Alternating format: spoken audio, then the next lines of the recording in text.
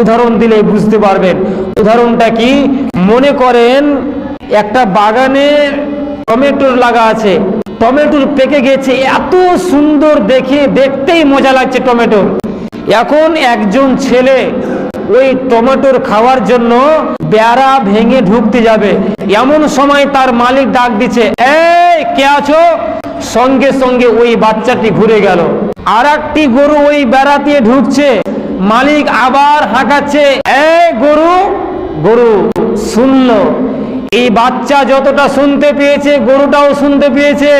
বাচ্চাটারও কান আছে, গরুরও কান আছে, বাচ্চার চোখ আছে, গরুরও কান আছে, কিন্তু এক জায়গায় শুধু পার্থক্য আছে, ওই ছেলেটার দিলের ভিতরে, মাথার ভিতরে বোধগম্য ক্ষমতা আছে। যখন তার মালিক ডাক দিয়েছে তখন বাচ্চা বুঝে নিয়েছে এটা আমার অন্যায় চলছিল, আমি এটা গুনার কাজ করতে যাচ্ছিলাম, মালিক ডাক দিয়েছে, সঙ্গে সঙ্গে ফিরে চলে এসেছে।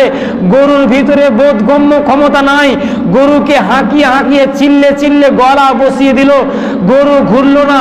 কেন? গরুর ভিতরে বোধগম্য ক্ষমতা নাই। ঠিক আল্লাহ বলছেন, আজকে জানকীনগরে আজান, আজকে চাঁচকিতে আজান, আজকে মনিরামপুরে আজান, আজকে বেলপুকুরে আজান, অত্র এলাকায় সমস্ত মসজিদে আল্লাহর ডাক। আজানটা হলো আল্লাহর ডাক।